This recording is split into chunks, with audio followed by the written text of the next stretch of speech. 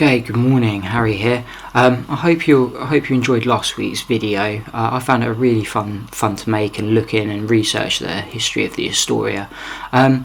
This week we're going to be looking at a different music venue, and we are coming here from inside quarantine, so everything's working a little bit different than it would usually.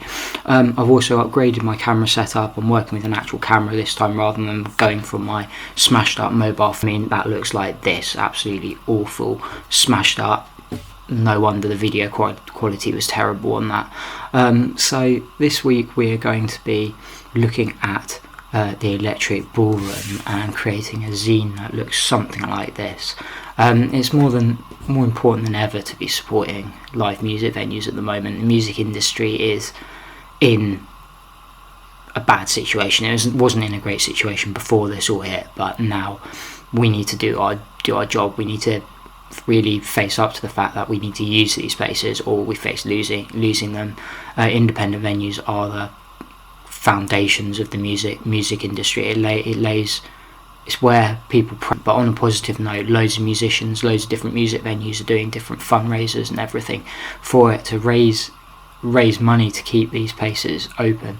Obviously, if you don't have an income yourself, prioritise yourself first, but if you've got a spare bit of money, if you normally go to the pub on a Friday night, why not just donate the price of a pint to one of these places? I think every little bit of money you can give to them will help them stay open. Anyway, on with the video. Electric Ballroom, here we go.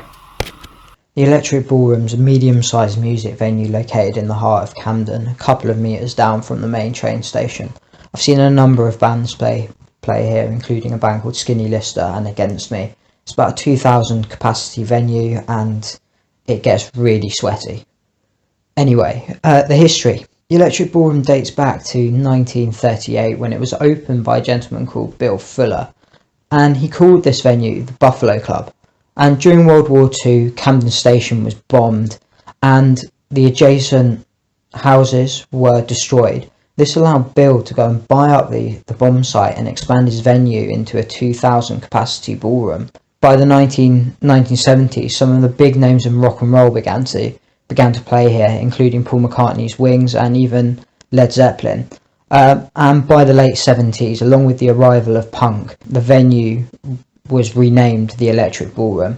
The Clash rehearsed at the Electric Ballroom for about a week, and Sid Vicious's band, Vicious White Kids, played a one-off show here.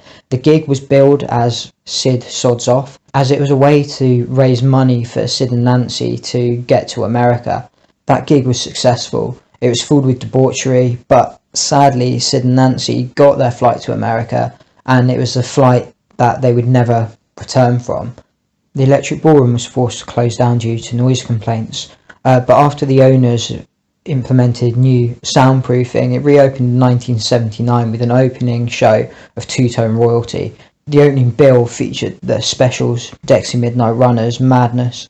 In the early 80s, it was dozens of influential bands played here, including the Cramps, U2 and the Smiths. The space has not just been a music venue, and it has acted as a community space for the changing demographic of Camden. Both the community centre for the Irish, and it became a wedding reception venue for Greek weddings during the 1970s. I believe that even George Michael's sister might have been married here. Anyway, music venues continue to close down, so what I'd recommend you doing where you can is go and visit this venue. It is steeped with history, and we need to frequent these venues, otherwise we end up losing them. Thanks for listening, and I will see you in the next video. Come on, make your own zines. See ya.